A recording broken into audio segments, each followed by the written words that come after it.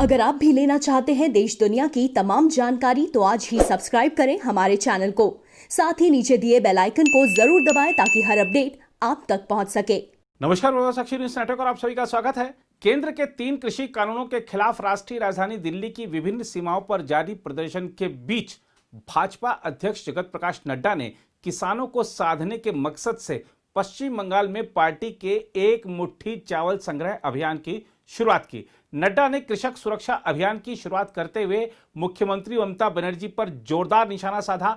साथ ही प्रधानमंत्री किसान सम्मान योजना लागू करने के लिए ममता बनर्जी के सहमत होने पर व्यंग्य करते हुए कहा कि वह राज्य के किसानों के बीच तेजी से अपनी जमीन खिसकने का एहसास होने के बाद यह कदम उठाने पर राजी हुई है। नड्डा ने पीएम किसान सम्मान निधि योजना को क्रियान्वित करने पर राज्य सरकार के सहमत होने पर कहा कि सत्तारूढ़ तृणमूल कांग्रेस के लिए अब बहुत देर हो चुकी है। उन्होंने कहा कि राज्य सरकार योजना को लागू करने के लिए तब विवश हुई जब उसे किसानों के गुस्से और इस बात का एहसास हो गया कि केंद्रीय योजनाओं से कृषकों को वंचित रखे जाने पर राज्य से तृणमूल कांग्रेस का शासन उखड़ जाएगा। नड्डा ने कहा कि कटवा में किसानों की रैली से यह तय हो गया है कि ममता बनर्जी सरकार के अब गिनती के दिन बचे हैं। आइए आपको दिखाते हैं नड्डा का वह भाषण जिसमें वह तृणमूल शासन पर जमकर गरजे। मित्रों, आज जब मैं आ रहा था तो मैं देख रहा हूं जिस तरीके से बड़ी संख्या में आप सब लोग आए और जिस रास्ते से मैं आया, एक लंबी कतार जो अभी भी मुझे दिख रही है, हेलीपैड से लेकर के यहां तक सारा रास्ता आपने जिस तरीके से गर्मजोशी से मेरा स्वागत किया और जिस गर्मजोशी के साथ आप इतनी बड़ी संख्या में यहां उपस्थित हुए हैं, यह बताता है कि आपने तय कर लिया है ममता का जाना निश्चित है और भाजपा का आना तय है। इस बात को ये जो आपकी तालियां हैं, ये जो आपकी गड़गड़ाहट है, ये जो आपकी खुशी है, वो बताता है कि पश्चिम बंगाल की जनता ने अपना मन बना लिया है। वह भारतीय जनता पार्टी को स्वागत करने के लिए आतुर खड़ी है। ये हमारी जिम्मेवारी है कि हम आगे बढ़ करके पश्चिम बंगाल में आगे अपनी सरकार बनाएं और जनता का आशीर्वाद प्राप्त। मित्रों, आज मैंने कृषक सुरक्षा अभियान,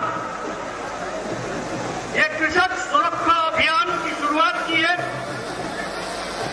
एक मुट्ठी चावल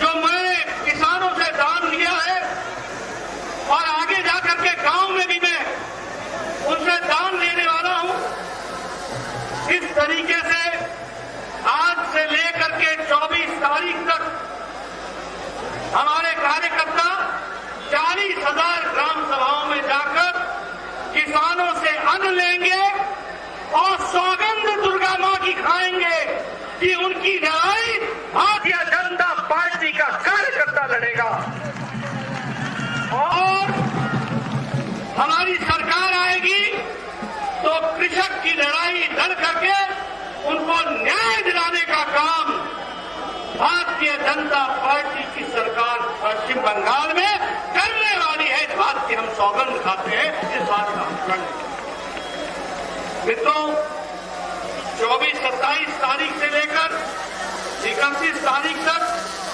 हम कृषक भोज करें। गांव-गांव में किसानों के साथ बैठकर कृषक भोज करके ये तय करेंगे कि किस तरीके से जो उनके साथ अन्याय हुआ है और जो किसानों के साथ अन्याय चल रहा है उसके खिलाफ आवाज भी उठाएंगे, किसानों को इकट्ठा भी करेंगे और 40,000 ग्राम सभाओं में अपनी बात को रखकर किसानों के साथ अगली सरकार बनाने का निश्चय करेंगे। मित्रों, आपको मालूम होगा अभी हम लोगों ने सुंदर गीत सुना। उस गीत के बोल थे कि मोदी तुम आगे बढ़ो, किसान तुम्हारे साथ है, पश्चिम बंगाल के लोग तुम्हारे साथ, किसान की आवाज तुम्हारे साथ। और किसान की आवाज क्यों ना रहे मोदी जी के साथ। आपको जानकर के खुशी होगी कि जब से मोदी जी प्रधानमंत्री बने हैं, किसानों के लिए और कृषि के लिए केंद्र सरकार ने 6 गुना बजट बढ़ा दिया है। 6 गुना। यही ममता की सरकार और यही यूपीए सरकार का बजट 2013-14 में 22,000 करोड़ था। आज 1,34,000 करोड़ रुपए मोदी जी ने दिया है। ये बजट बना है, इसको हमको समझना है। उसी तरीके से ये मिनिमम सपोर्ट प्राइस लोग कहते थे, चर्चा करते थे, लेकिन minimum support price Swaminathan commission को अगर लागू किया तो मोदी जी ने किया और लागत का 1.5 गुना देना तय किया और इसके साथ साथ एमएसपी को लगभग 50% बढ़ाया गया। ये हमको ध्यान में रखना चाहिए। मित्रों, अगर मैं बात करूं बंगाल के बारे में तो मुझे दुख होता। आज सुना है कि ममता जी ने प्रधानमंत्री जी को चिट्ठी लिखी है कि किसान सम्मान निधि में हम जुड़ना चाहते हैं। ममता जी, अब जब हम कृषक सुरक्षा अभियान शुरू कर चुके हैं तो अब आपके चिट्ठी की जरूरत नहीं है। भारतीय जनता पार्टी की सरकार बनेगी और हम यहाँ प्रधानमंत्री किसान सम्मान निधि लगाएंगे। आपको 2 साल हो गया, 1.5 साल हो गया, हम बोलते रहे प्रधानमंत्री किसान सम्मान निधि दे दो। लगभग 70 लाख लोग, 70 लाख परिवार इससे वंचित हैं, उनको इसका लाभ मिलेगा। 23 लाख लोगों ने तो केंद्र सरकार को अर्जी लगा करके बताया था कि हम रजिस्टर होना चाहते हैं, लेकिन ममता जी ने इजाजत नहीं दी। अब जब जमीन बंगाल की अपने नीचे से ममता जी की खिसक गई है तो अब उनको किसानों की याद आई। मित्रों, अब पछतावत हो तो क्या जब चिड़िया चुग गई खेत। किसान अच्छे तरीके से समझता है कि अब या तो इसका क्या अर्थ बनेगा जब चिड़िया चुग चुकी है खेत। ममता जी, बंगाल के लोगों ने तय कर लिया है भारतीय जनता पार्टी को लाना और आपका जाना, ये तय हो चुका है। ये बात मित्रों, नेशनल एग्रीकल्चरल मार्केट ई-नाम से शुरू किया गया और मुझे खुशी है कि पश्चिम बंगाल की भी 17 मंडियां जुड़ी हैं। आज 17 मंडियों में किसान अपना सामान देश के किसी भी कोने में किसी अच्छे दाम पर बेच सकता है। ये आजादी दिलाई है तो नरेंद्र मोदी जी ने दिलाई है, ये हमको समझना चाहिए। जहां तक सॉइल हेल्थ कार्ड का सवाल है, कभी सोचा नहीं था किसी ने, लेकिन आज लाखों लोग सॉइल हेल्थ कार्ड के साथ अपने आप को जुड़े हुए। उसी तरीके से अभी 100 रेलगाड़ियां, 100 रेलगाड़ी किसान रेलगाड़ी का शुरुआत की गई, जो महाराष्ट्र के संगोला से चल करके वेस्ट बंगाल में शालीमार हावड़ा में वो पहुंचेगी और पहुंच रही है। ये काम 28 दिसंबर को इसका भी श्री गणेश हुआ है, इसको भी हमको ध्यान में रखना। मित्रों, अभी 3 किसान के बिल आए। ये बिल किसान को आजादी देते हैं, किसान को बढ़िया दाम देने वाले और किसान की उपज का सही दाम मिले, इसकी योजना उसके अंदर है। और किसान सीधा सीधा अपने जमीन में उपजने वाले चीज का कॉन्ट्रैक्ट खुद कर सकता है। ये व्यवस्था की गई। मित्रों, इन व्यवस्थाओं का उपयोग करना ये हमारी जिम्मेवारी है और इसको पूरा करना हमें करना पड़ेगा।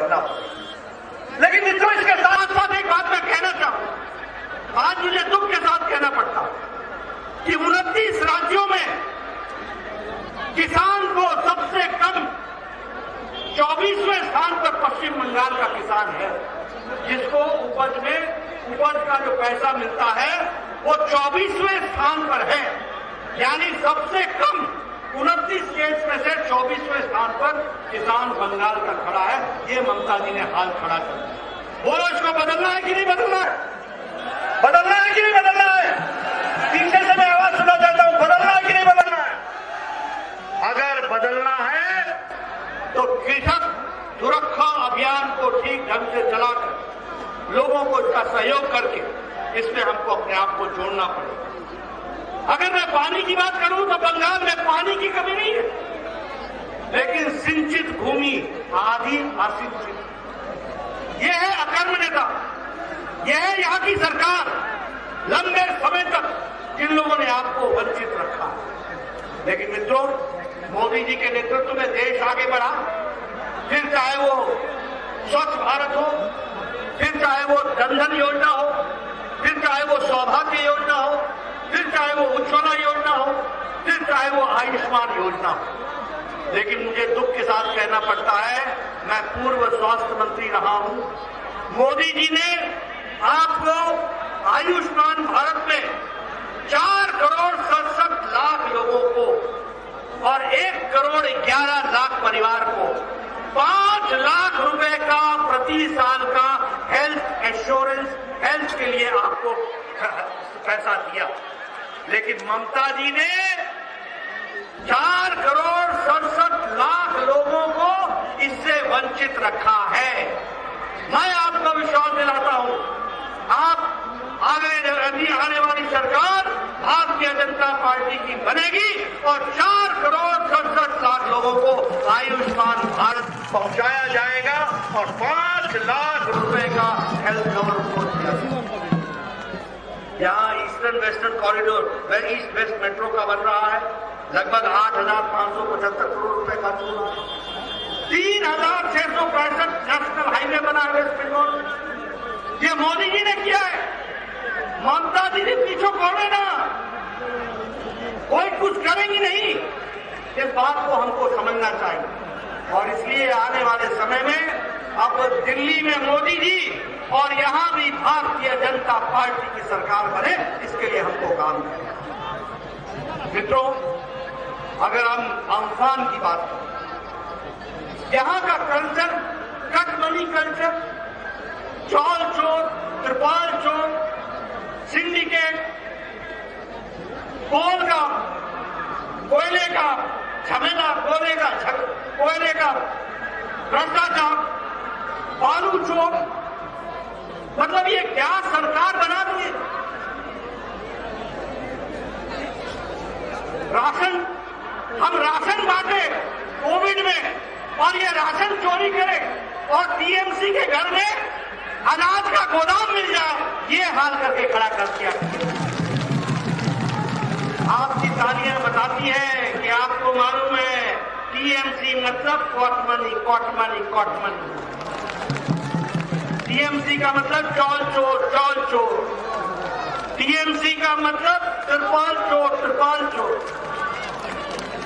आम आदमी, और दुख की बात है, हाई कोर्ट ने कहा कि 3 महीने के अंदर सीएजी से ऑडिट कराओ और उसकी रिपोर्ट रखो। ममता जी सुप्रीम कोर्ट में चली गई चोर को बचाने के लिए, चौल चोर को बचाने के लिए, त्रिपाल चोर को बचाने के लिए। ममता जी है तो भय कहनो, है तो ভয় কেন কি হয়েছে? हर बात में बोलबे होबे ना, होबे ना, होबे ना। मई महीने में होबे, होबे, होबे। भारतीय जनता पार्टी की सरकार आवे, आवे, आवे। ये हमको समझना चाहिए। मित्रों, ये भ्रष्टाचार इस तरीके से चल रहा है। अगर मैं बात करूं इसी दृष्टि से विकास में, तो हमको मालूम है कि चौल चोर, त्रिपाल चोर तो ही है, लेकिन मोदी जी के स्कीम का नाम की भी चोरी करते हैं। स्वच्छ भारत को निर्मल बांग्ला, पैसा मोदी जी दे, मोहर ममता लगाए, ऐसी राजनीति करते हैं। बांग्लार बाड़ी, प्रधानमंत्री आवास योजना को बांग्लार बाड़ी, तुम्हार बाड़ी समझ में आता है हमको, अपनी बाड़ी समझ में आता है मुझे। बांग्लार बाड़ी और ममता जी अपना मोहर लगाए। उसी तरीके से प्रधानमंत्री ग्रामीण सड़क योजना, उसको बंगला ग्रामीण सड़क योजना। मोहर बदल देने से बंगाल के लोगों में मोदी जी के लिए दिल में जगह कम नहीं होती है, बढ़ती है। यह बात हमको समझनी चाहिए। अरे मोदी जी का नाम कहां कहां से हटाओगे? वो तो दिलों में बसे हुए हैं। बसे हैं कि नहीं बसे हैं? बसे हैं कि नहीं बसे हैं? लोग जानते हैं वेस्ट बंगाल के विकास के लिए मोदी जी ने दिन रात एक काम किया है, हर कुछ किया। आप बताइए, मोदी जी ने यहां ट्रेनें भेजी थी कोविड में कि नहीं भेजी थी? लोगों को घर पहुंचाने का काम किया था नहीं किया था? किसने कहा था ये कोरोना कैरियर है? किसने कहा था? ये इनका बंगाल के लोगों के प्रति प्यार और समर्पण है। ये इनका समर्पण है जिसको हमको समझना चाहिए। इसलिए मित्रों, मैं एक ही बात कहूंगा। अगर मैं बात करूं तो ममता जी बोलती थी कि हम यहां मां, माटी, मानुष, इनके लिए हम काम करेंगे। यह बात इन्होंने कही थी, लेकिन वास्तविकता क्या निकली? इन्होंने किसके लिए काम किया? इनकी सरकार तोलाबाजी, तुष्टीकरण और तानाशाही, इसके लिए काम किया है। इसलिए समय आ गया है मित्रों, हम किसानों के घर घर जाएंगे, उनको हम मदद करेंगे। आज भ्रष्टाचार की यह स्थिति हो गई है कि अंतिम संस्कार के लिए भी कट मनी देना पड़ रहा है। अंतिम संस्कार के लिए। मैं ठीक बोल रहा हूं कि नहीं बोल रहा हूं? मैं सही बोल रहा हूं कि नहीं बोल रहा हूं? यह भ्रष्टाचार की स्थिति ला करके खड़ी कर दी। इसलिए मित्रों, यहां भ्रष्टाचार के अनेक उदाहरण हैं, चिटफंड, नारदा, शारदा, हर एक तरीके के। यहां एक नया राजकुमार, आपको मालूम होगा किस तरीके से उन्होंने भी धन का उपार्जन किया है, लेकिन यह ज्यादा दिन चलने वाला नहीं है। सब दूध का दूध, पानी का पानी होगा, और इसी धरती पर बंगाल की जनता इनको मुंह तोड़ जवाब देगी। इसको हमको ध्यान में रखना चाहिए। इसलिए मैं आपका ज्यादा समय न लेता हुआ आपसे मैं निवेदन करने आया हूं कि भारतीय जनता पार्टी का एक एक कार्यकर्ता कमर कस ले, और जिस तरीके से आपने मेरा स्वागत किया है, जो गर्मजोशी आपने दिखाई है, जो मैं अभी भी देख रहा हूं, लंबी कतार हेलीपैड तक लोगों की लगी है, ऐसा प्यार मैंने कहीं नहीं देखा, ये जो मुझे यहां दिखने को मिला है।